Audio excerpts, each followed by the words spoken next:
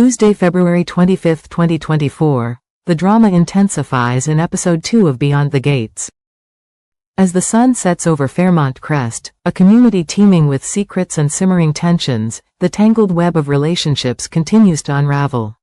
Haley, determined to secure an ally, pays an unexpected visit to Nicole, hoping to persuade her to see things from her perspective.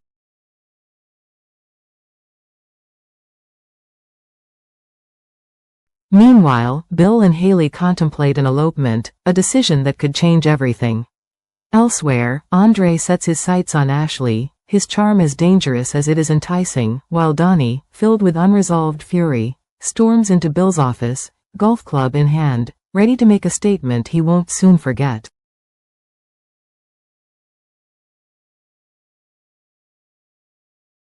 The day begins at Nicole's house, where the air is thick with expectation. A receptionist inquires about the upcoming fund prize, subtly reminding her of the responsibility she carries. Just as Nicole begins to collect her thoughts, an imposing, curvaceous woman enters, a question already forming on her lips. Who will they entrust with catering the event? Nicole assures her that she will take it into consideration. Moments later, the woman sends an email, sealing the request in writing.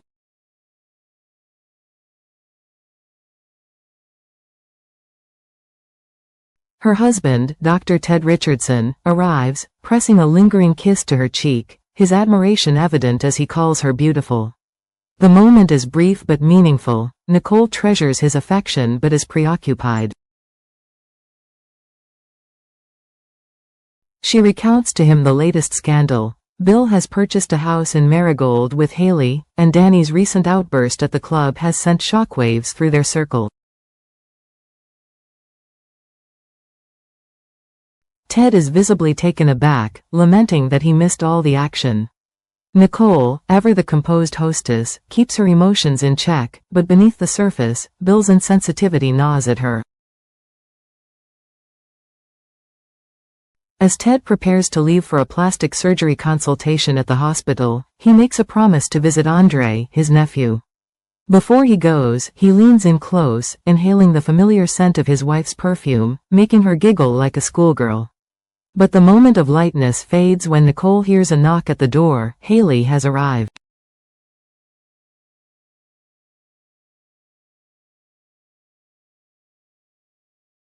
Nicole isn't sure what to expect.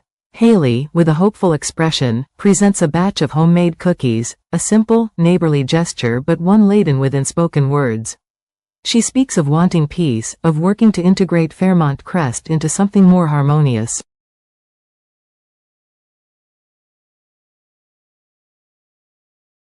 But Nicole, her loyalty unwavering, reminds her that she stands by her sister. The memory of Haley's betrayal is fresh, the wound still raw. Haley insists her love for Bill is real, as is her friendship with Naomi. She never intended to hurt anyone. But to Nicole, intentions matter little. Donnie is in pain, and Haley's presence only deepens the wound. With a firm yet sorrowful tone, Nicole tells her to take her cookies and leave.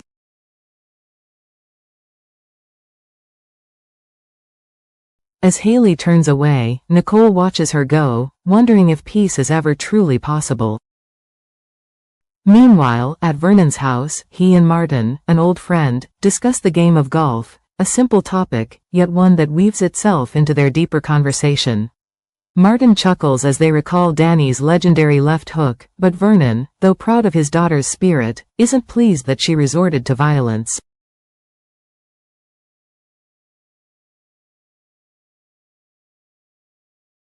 Martin, always the realist, reminds Vernon that sometimes people deserve to be punched in the face. The sentiment makes Vernon sigh. It hurts him to see Donnie hurt, to witness Bill moving forward so easily while she struggles. They reminisce about Grandpa Vernon, about his wisdom and quiet strength. Martin speaks of his own shortcomings, feeling as though he has disappointed the family, but Vernon reassures him. None of them are perfect, but what matters is the effort to do right.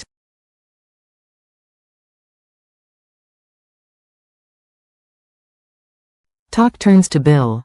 Vernon had once been instrumental in helping him get to where he is, but now Bill seems to have reverted to his old, selfish ways. Martin doesn't mince words, calling him a narcissist. Vernon doesn't disagree. Elsewhere, Haley calls Bill from the club. He asks where she's been, his tone laced with something between curiosity and suspicion. She casually responds, mentioning a relaxing morning, but the subtext is clear. She's gathering her own thoughts, preparing for what's to come.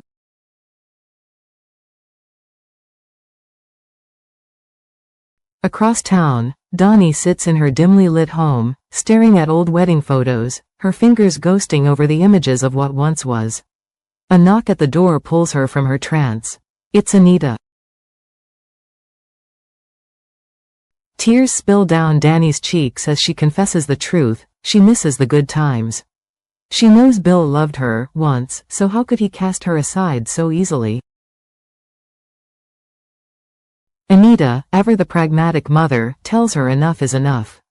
But Donnie is inconsolable. She sobs into her mother's arms before pulling away, feeling weak and frustrated. Anita reminds her that she hit Haley, and to her surprise, Donnie admits that it felt good. Her mother shakes her head. Violence is never the answer, but sometimes, just sometimes, people do deserve a punch in the face. Donnie thought she had moved on. The divorce had been finalized, and she had accepted it, or so she thought. But now, Bill and Haley live in the very place she was trying to rebuild herself.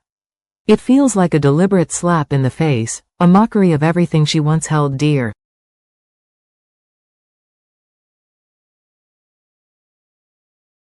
Anita, refusing to let her daughter wallow, reminds her of who she is. Bill is a bad man, unworthy of her tears. Donnie has power, she mustn't give it away to those who don't deserve it. But Donnie, lost in thought, stares at the invitation she holds in her hands. Should she leave? Should she run away from the ghosts of her past?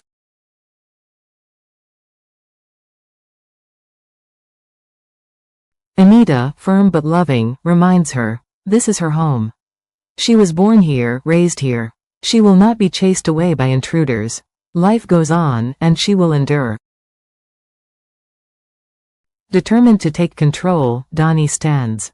She selects a striking blue dress and a pair of red heels, slipping them on with the precision of a woman on a mission. In the mirror, she applies her makeup, her reflection staring back at her, eyes burning with resolve.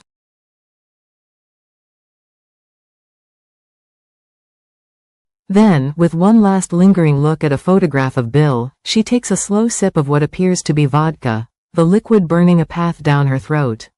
The past may haunt her, but Donnie Richardson is not a woman who will be broken.